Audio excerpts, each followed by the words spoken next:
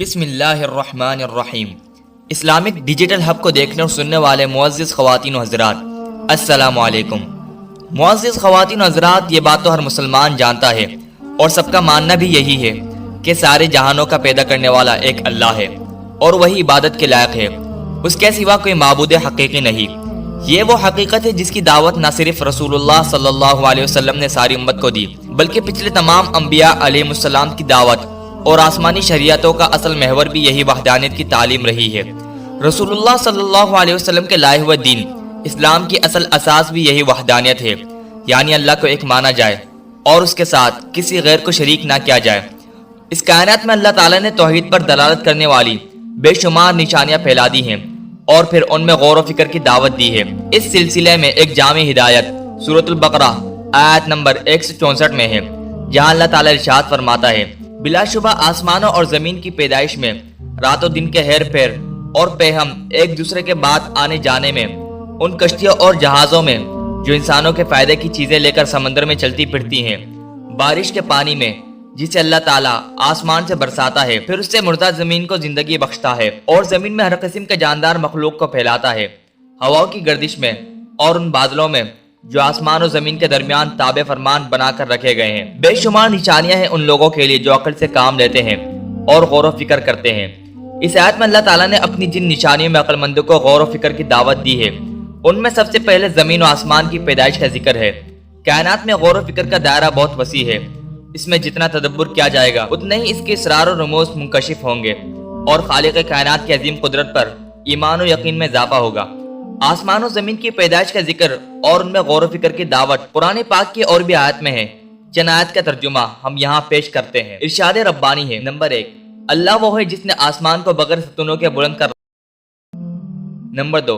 اسی اللہ نے آسمانوں کو بغیر ستونوں کے پیدا کیا، تم انہیں دیکھ رہے ہو۔ نمبر 3، ہر شخص اپنی آنکھوں سے ہر روز ہر لمحہ اور کر سکتا ہے کہ اس کے سر پر یہ بلند و بالا آسمان چھت کی مانند بغیر کسی ستون کے قائم ہے۔ کیا دنیا میں آج تک کسی انسان نے ستون کے بغیر کوئی عمارت قائم کی، اور کیا عقل انسانی اس کا تصور کر سکتی ہے، اور کیا ایسا ممکن بھی ہے؟ لیکن اللہ کی قدرت کا یہ عظیم شاہکار اس بات کی دلیل نہیں کہ اس کا کوئی پیدا کرنے والا ہے اور وہ بہت بڑی قدرت و طاقت کا مالک ہے۔ کیا اللہ کے بارے میں تمہیں کوئی شک ہے جو آسمان اور زمین کا پیدا کرنے والا ہے؟ نمبر 4، اے لوگو، اپنے اس رب کی عبادت کرو جس نے تمہیں اور تم سے پہلے کے لوگوں کو پیدا کیا تاکہ تم پرہیزگار بن جاؤ، جس نے تمہارے لیے زمین کو فرش اور آسمان کو چھت بنایا اور آسمان سے بارش کو برسایا، پھر اس سے تمہاری روزی کے لیے پھل نکالے، بس جانتے بوجھتے اللہ کے لیے شریک مقرر نہ کرو۔ نمبر 5، اور ہم نے ہی آسمان کو محفوظ چھت بنایا، لیکن لوگ اس کی نشانیوں سے منہ موڑتے ہیں، یعنی اللہ کی قدرت کی عظیم نشانیوں میں غور و تدبر نہیں کرتے بلکہ اس سے منہ موڑے گزر جاتے ہیں۔ اللہ تعالیٰ کا ارشاد ہے: اللہ ہی ہے جس نے تمہارے لیے زمین کو ٹھہرنے کی جگہ اور آسمان کو چھت بنایا اور تمہاری صورتیں بنائی اور بہت اچھی بنائی اور تمہیں عمدہ چیزیں کھانے کو دی، یہی اللہ تمہارا پروردگار ہے، پس اللہ بہت ہی برکتوں والا اور سارے جہانوں کا پروردگار ہے۔ زمین کو اللہ نے ٹھہرنے کی جگہ جائے قرار بنایا، یعنی اس قابل بنایا کہ اس زمین پر انسان زندگی گزار سکے اور اس میں قیام کر سکے۔ اسے نہ اتنا سخت بنایا کہ انسان سردی گرمی سے بچنے کے لیے اس پر گھر وغیرہ تعمیر نہ کر سکے، اور نہ اتنا نرم بنایا کہ کوئی چیز اور خود انسان اس پر ٹھہر ہی نہ سکے۔ پھر اس زمین پر اسی اللہ نے اپنی حکمت سے مضبوط پہاڑ رکھ دیے تاکہ اس کا توازن برقرار رہے اور وہ نوع انسانی کے بوجھ سے ادھر ادھر نہ ڈولے۔ ارشاد باری تعالیٰ ہے: اور اس نے زمین میں پہاڑ گاڑ دیے تاکہ تمہیں لے کر نہ ہلے، اور نہریں اور راہیں بنا دی تاکہ تم منزل مقصود کو پہنچو، اور بھی بہت سی نشانیاں مقرر فرمائی، اور ستاروں سے بھی لوگ راہ حاصل کرتے ہیں۔ تو کیا جو پیدا کرتا ہے اس جیسا ہے جو پیدا نہیں کر سکتا؟ کیا تم بالکل نہیں سوچتے؟ آسمان قدرت الہی کا اس اعتبار سے بھی مظہر ہے کہ وہ نہایت بلند ہے، اس کی بلندی کا صحیح ادراک انسانی عقل شاید نہ کر سکے۔ اس نیلگو آسمان کے نیچے بے شمار کواکب اللہ کے حکم سے گردش کر رہے ہیں۔ کرۂ ارض پر انسانی زندگی کی بقا اور اس کی مفاد کے پیش نظر چاند سورج دو اہم سیارے ہیں جن کے گردش سے لیل و نہار اور سال کے موسموں کی تبدیلی واقع ہوتی ہے۔ سورج اور چاند کے علاوہ اس آسمان دنیا کو اللہ نے بے شمار ٹمٹماتے ستاروں سے مزین کر دیا، جو نہ صرف آسمان دنیا کی زینت ہیں بلکہ وہ رات کی تاریکی میں راہ چلتے مسافروں کو راستہ دکھاتے ہیں اور صحیح سمت متعین کرنے کا فریضہ بھی انجام دیتے ہیں۔ سورۃ الملک کی آیت 1 سے 5 تک پڑھیے اور اس میں غور کیجیے کہ کس طرح اللہ تعالیٰ کی عظمت و بلندی اور اس کی عظیم قدرت و سلطنت کا بیان ہوا ہے۔ ارشاد باری تعالیٰ ہے، بہت بابرکت ہے وہ اللہ تعالیٰ جس کے ہاتھ میں بادشاہت ہے اور وہ ہر چیز پر قدرت رکھنے والا ہے، جس نے موت اور زندگی کو اس لیے پیدا کیا تاکہ تمہیں آزمائے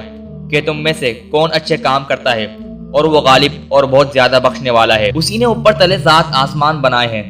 تو ایک دیکھنے والے رحمان کی پیدائش میں کوئی بے ضابطگی نہ دیکھے گا۔ دوبارہ نظر ڈال کر دیکھ لے کیا اس میں کوئی شگاف بھی نظر آ رہا ہے، پھر دو بار نظر لوٹا کر دیکھ، تیری نگاہ تیری طرف عاجزی اور تھکی ہوئی لوٹ آئے گی۔ بے شک ہم نے آسمان دنیا کو چراغوں یعنی ستاروں سے مزین کیا اور انہیں شیطانوں کے مارنے کا ذریعہ بنایا، اور شیطانوں کے لیے ہم نے دوزخ کا جلانے والا عذاب تیار کر دیا۔ اسی طرح ایک دوسری جگہ ستاروں کا ایک فائدہ یوں بیان ہوا، اور ستاروں سے وہ لوگ راہ پاتے ہیں۔ چاند کرہ سے قریبی سیارہ ہے جو لگتا ہے کہ ہم سے نہایت قریب ہمارے سروں پر ایک چھوٹی سی ٹکیا کی مانند معلق ہے۔ کیا کوئی اندازہ کر سکتا ہے کہ اس کا حجم اور زمین سے اس کی مسافت کیا ہے؟ سائنسدانوں کی تحقیق یہ ہے کہ چاند ہم سے 2.5 لاکھ میل سے کم دور نہیں۔ اس طرح اس وسیع و عریض زمین سے چاند کے حجم کا موازنہ کیا جائے تو وہ زمین سے 50 گنا بڑا ہے۔ سورج کے بارے میں سائنسدان کہتے ہیں کہ وہ کرۂ ارض سے 13 لاکھ گنا بڑا ہے اور زمین سے تقریباً 149.6 ملین کلومیٹر دور ہے۔ سورج ہی کی طرح بلکہ اس سے کئی گنا بڑے اور سورج سے بے انتہا بلندی پر بے شمار کواکب اللہ کے حکم سے اپنے اپنے مدار پر گردش کر رہے ہیں۔ افق پر ٹمٹمانے والے ستارے اربوں خربوں کی تعداد میں ہیں۔ علم فلکیات کے ایک ماہر کا کہنا ہے کہ دنیا کے تمام ساحل پر ریت کی جتنی کنکریاں ہیں اس سے زیادہ آسمان کی بلندی پر ستاروں کی تعداد ہے۔ اس کے بعد کوئی اندازہ لگائے کہ آخر یہ آسمان کتنی بلندی پر ہے۔ کیا یہ انسان کے لیے سزاوار ہے کہ آسمان و زمین کی عظیم بادشاہت والے کو چھوڑ کر کسی اور کے آگے سرنگو ہو؟ آسمان و زمین کی تخلیق کے مقابلے میں حقیر پانی کی بوند سے پیدا ہونے والے انسان کی کیا حیثیت؟ ارشاد باری تعالیٰ ہے، کیا تمہارا پیدا کرنا زیادہ دشوار ہے یا آسمان کا؟ اللہ نے اسے بنایا، اس کی بلندی اونچی کی، پھر اسے ٹھیک ٹھاک کر دیا،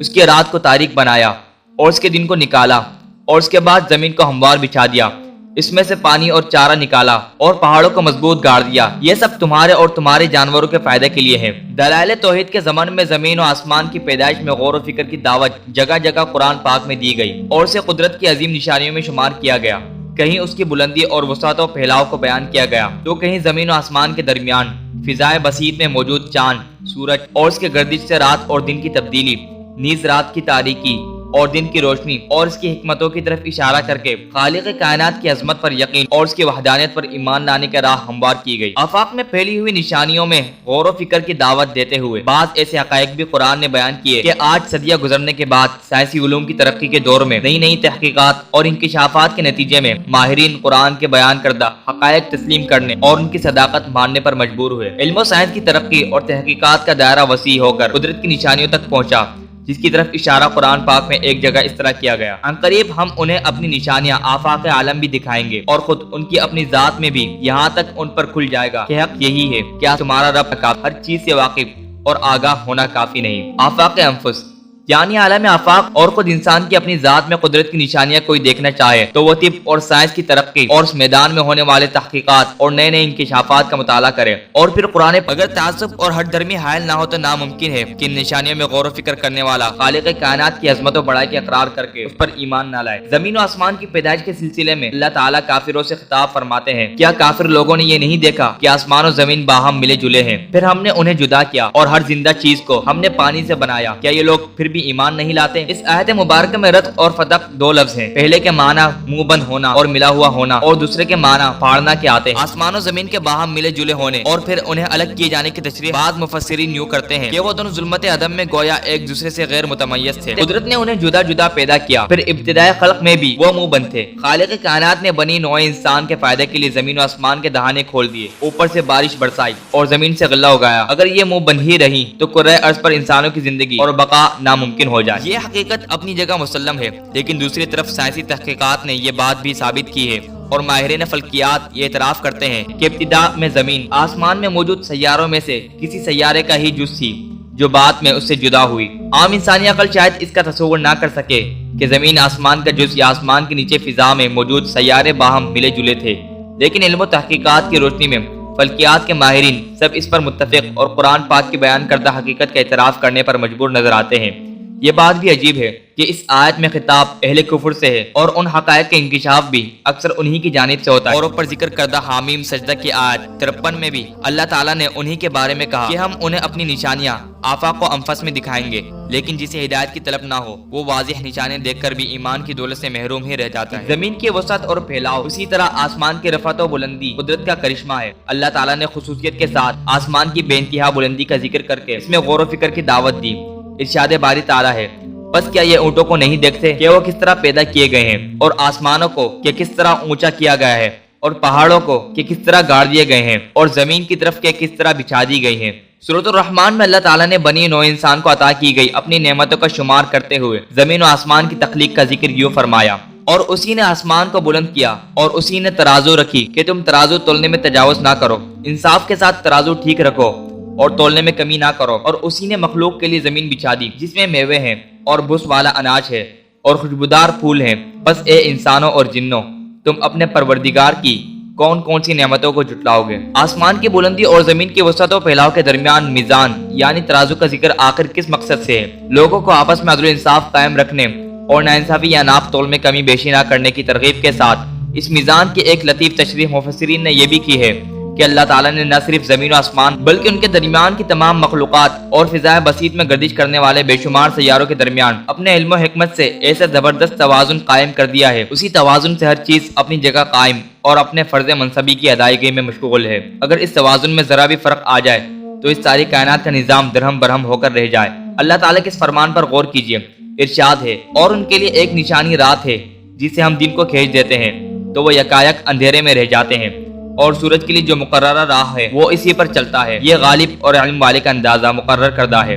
اور چاند کی بھی ہم نے منزلیں مقرر کر رکھی ہیں، یہاں تک کہ وہ لوٹ کر پرانی ٹہنی کی طرح ہو جاتا ہے۔ نہ آفتاب کی مجال ہے کہ چاند کو پکڑے اور نہ رات دن پر آگے بڑھ جانے والی ہے، سب کے سب آسمان پر اپنے مدار میں تیرتے پھرتے ہیں۔ سورہ حامیم سجدہ آیت 9 سے 12 میں بھی 6 دنوں میں زمین و آسمان اور ان کے درمیان کی مخلوقات کے پیدا کیے جانے کا ذکر کرنے کے بعد آخر میں اللہ تعالیٰ نے ارشاد فرمایا، یہ زبردست غالب اور علم والے کا مقرر کردہ اندازہ ہے۔